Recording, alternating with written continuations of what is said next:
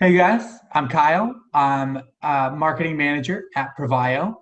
With me is Christina, our client relations manager. And today we're going to talk about what happens when you've won a SBIR Phase II contract. Very exciting stuff. But before we get into it, I'll just have Christina give us a quick introduction as to who we are at Pro-VIO and how we help small businesses win these kind of contracts. Thanks, Kyle. Yeah, we're excited to talk to you guys today. We're excited about the opportunity in front of you. Here at Provideo, we are strategic business advisors. We specifically focus on small tech companies and different startups. We focus on helping you find non-dilutive capital for your business. A lot of that is doing government contracts. So we do help with a lot of these SBIR opportunities with our customers and clients, as well as a wide variety of other opportunities. Yeah. And, we help at various different stages of those, whether a company's just looking for a little bit of guidance, whether they need some editing help, writing help. So yeah, we are always happy with that, which is very exciting for a company like you who's just won a Phase II. Phase II is a huge win.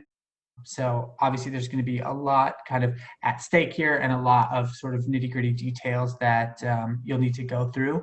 But today we're going to kind of do just a really high-level quick overview just so that you kind of know a little bit about what to expect and what comes next. So Christina, can you tell us just a little bit what is a Phase II contract? Yes, a Phase II SBIR contract. So with your small business innovation and research, if you have gotten on the Phase II, that means that you successfully completed a Phase I, also known as a feasibility study. And during that Phase I, you identified a government end user and customer who signed a memorandum of understanding to essentially sponsor and work with you on a Phase II project. The Phase II project is typically a prototype demonstration.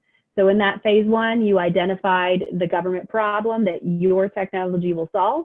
You found a vested customer and vested end user that agree with you.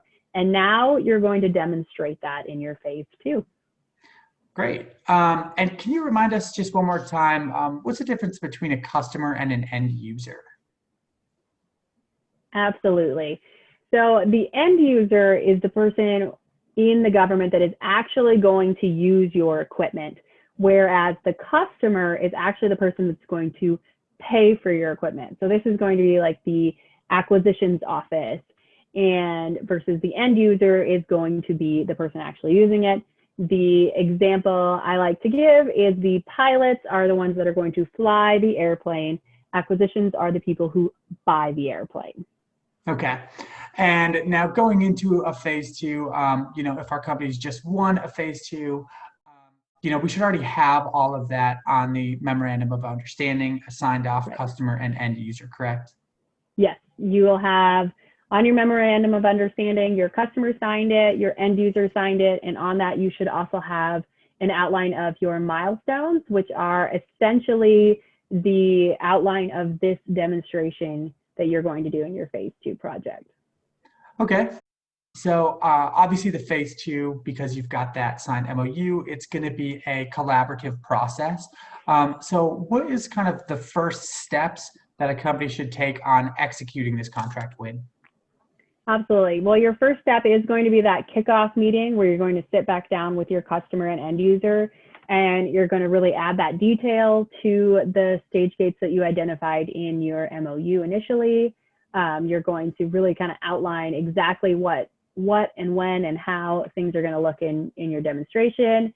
You also at this point engage with the legal team, with IT, with any of these other entities that you might need involved in order for you to successfully execute a demonstration. Things like getting base access and access to the equipment that you need.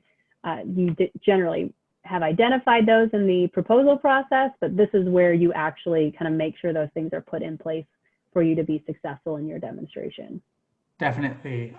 Just kind of like rubber meeting the road, meeting all of those different requirements that you're going to need to meet. So what is the final delivery going to look like at the end of a Phase II?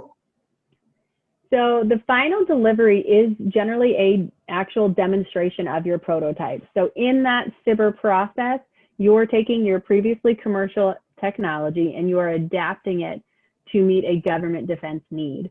So, or government need, whether that's specific to the defense or to a different section of the government, but you're adapting that technology. Now you have to show that that adaptation was successful. So the deliverables at the end of that is you physically doing the demonstration. The people that you've invited to witness that demonstration are there and they sign off that it was successful.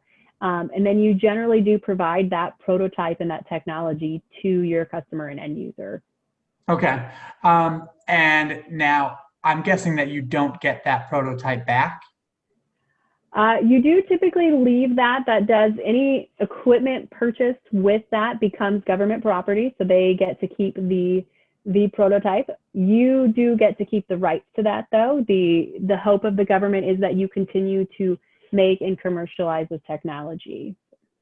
Okay, so how important is it to sort of run with the ball on these phase 2 contracts?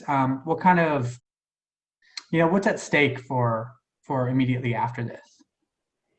So it's definitely a huge thing to be successful in, because regardless of which government vehicle you're in, they want this to become a commercialized technology after. The government is looking for this to either expand the US economy or to be a used tool specifically in government mission sets. How exactly that looks after the phase 2 has some variations depending on which vehicle you're in, but it definitely want it to be successful, so you get that support to commercializing this product. Sure. And I know that there are some government agencies that actually continue sort of with the SBIR process and offer a phase 3 contract. Can you tell us a little bit about that? Yes, absolutely. So the Department of Defense is one of the big phase 3 program officers. So what a phase 3 is that means that within that entity, there are more customers and end users that have said, yeah, we absolutely agree with how this phase 2 went off. And if you win a phase 3 with the Department of Defense, you have now won a sole source contract for your technology. So you are the sole providers, you are the only person that the Department of Defense can purchase that technology from. And those can be some pretty big contracts, am I right? Yes, that can definitely be big contracts. So those are definitely a great opportunity. And then in addition to that, you are still able to dual use technology. So you are able to sell that into the commercial sector as well. So you'll have that sole source contract with the Department of Defense, and you can take that technology on to the commercial sector as well. And yeah, that's kind of what SBIR is really great at is identifying those dual use technologies that have both a government fit and a commercial fit. Absolutely. And in the non-Department of Defense, or those that don't have that phase 3 vehicle, the phase 2 does have a transition. If you do really well in that program, they say the USDA, for example, they're going to help you with that commercialization strategy to the private sector. So you do still have, by doing really well in your phase 2, opportunity to grow business and grow a market for your new technology. Yeah, so there is a lot at stake here with this phase 2. We're very happy for your win. This has potential to be really, really important for your small business or for your technology. So like we said at the beginning, if you need any help as far as contract administration, scheduling your deliverables, anything like that, Pro-VIO is happy to help. If you have any questions, comments, you can feel free to drop them below. Otherwise, you can get in touch just on our website. We're always happy to chat. That's www.pro-vio.com. Till then, thanks for your time. Have a great day.